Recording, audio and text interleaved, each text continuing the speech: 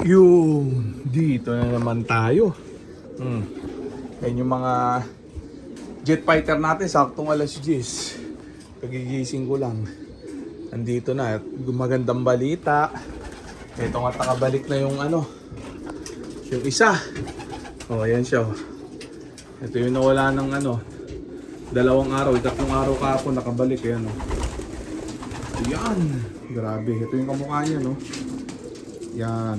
Ito yung full sieve ni Crying Bading. Yan. Itong isa, yung nestmate niya, yung pula. Yun na lang yung hindi pa nakakabalik. Isa na lang kulang natin. Yan yung pula na lang, yung nestmate niya. Kaso, mag-iisang linggo nang wala yun. Mukhang wala na. Wala na yun. Yan, check natin ha. Ito na yung paboritong chicha nila. Racer mix ni ni Wingmaster. Pakainin na muna natin. Yan, para pagpalain.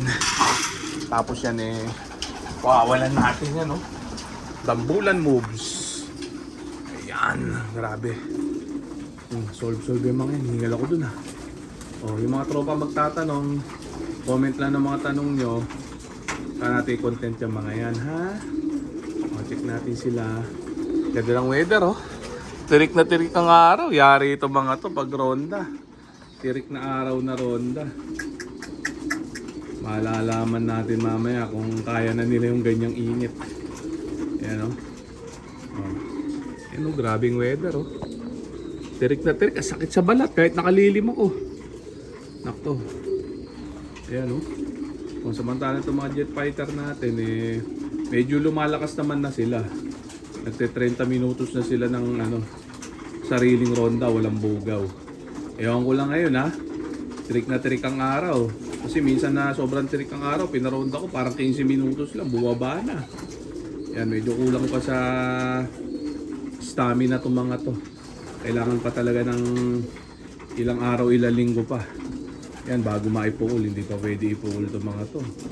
Medyo mga barata pa. Yan maya lang itong plain water papalitan ko ng tubig ng baterya.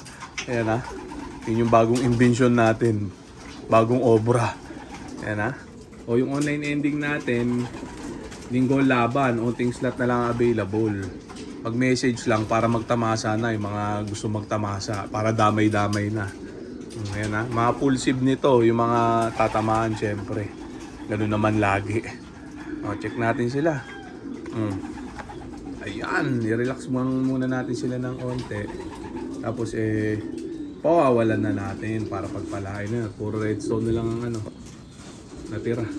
Sisimutin pa nila yan maya-maya. Ayan, medyo tinamad ako magkayas ngayon kaya baka bukas na lang ako maglinis. Ayan, alagang tamad only. At least 29 na to mga to. Nakauwi pa yung isa sa hindi inaasahan. Ayan Kala ko wala na yun. Saktong 3 araw bumaser beater. Ganun kasi talaga pagka mga gantong edad, young bird, minibigyan ng 3 araw para makauwi. Pag lumampas ng 3 araw, medyo malabo na sa sabaw ng pusit na makabalik pa. Kaya ni-estimate niya na pula, wala na yun. Mag-iisang linggo na yun Parang 5-6 na araw na siya nawawala. Ang tagilid na yun. Samantala itong mga jet fighter natin, lagay ko na sa sa fly pen. Ayan. Natin sila. Pakulan na natin para pagpalain na. Ayan. Grabe. Tirik na tirik. Ang araw. Overheat tong mga to. Nako po. Ayan Wala. Kailangan sanayin bago maipukul. Kailangan rumiraging ng 1 oras sa umaga. 1 oras sa hapon. Bago maipukul. Ganun ang rules ko sa mga yan. Bago ipukul. Wala sa edad yan. Basta, pasaway naman tong isang to. Lumabas pa. Basta na na kasi may mga nagtatanong anong edad daw pwedeng itos Kahit magulang na yung ibon mo, kung kulang sa batak, hindi pwedeng itos yan. Mawawala lang din yan agad.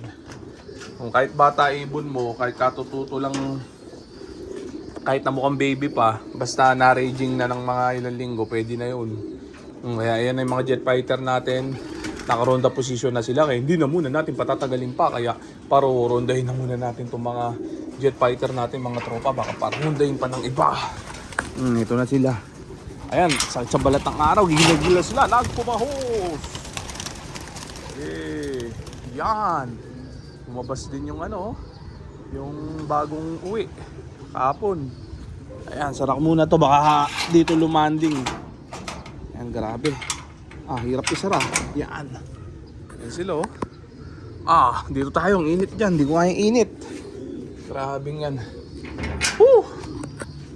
Pag muna to din Ayan, dito tayo sa tambayan para malilim. Dito ako mag-video ng ng rondahan nila. Ayan. Grabe. Check natin sila. Nawala na yata agad Unting ikot lang, sumibat na. Saan na ba?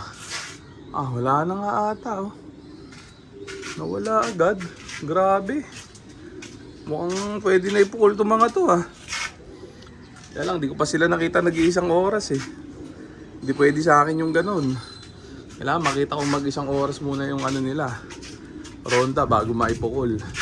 Para maganda yung uwi, stable. Ibig sabihin ng batak na talaga. Yung stamina nila. Raynor sa inyo, dapat ganun. Wala na sila Saglit lang umikot, sumibat agad. Nawala agad. Yan, check natin dito, wala. Clear sky. So, nawala diba? Mukhang improving. Araw-araw nag-i-improve sila. Araw-araw nagpapakitang gilas. Wala na. Diba? Yung mga tropa magtatanong. Tanong lang, sagutin natin lahat yan para may mga content tayo. Sa ngayon, wala pa tayo mga dagit-dagit. Nakaraan meron dito, di ko na lang na-video. Blue bar na inakay. Binugaw ko na lang, pinalis ko. Nasa landing bird. Nasa loob na lahat yung ibong ko, saka may lumanding sa landing bird. Blue bar na inakay. Binugaw ko hapon yun. Para siguro bumalik na yun sa tunay na amo niya. Ganun sana lahat. Pagka dagit pawalan kaya bugawin. Ayan check natin Okay, iba mukhang tanga yung ginagawa Makahuli ng dagit. Tapos huhulihin. Tapos si Popo sasabihin hulaan ng singsing nito. Kung sino makahula, kanya to isasoli ko. Si Raulo puta. Kaya hulaan yung 3 digit na numero nito.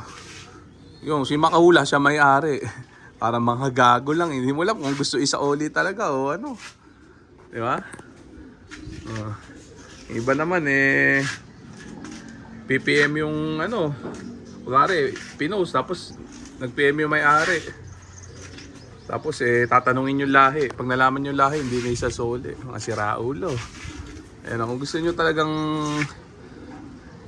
yung dagit, mabalik sa may-ari, bugayin nyo lang or pawalan gaya nung ginagawa ko, Wala nang kung ano pang pinaggagawa nyo. Mas okay na muna siguro yan mga tropa. So dito ko na muna tatapusin tong video na to. Shoutout sa may hinang nilalang. Okay na. Bye.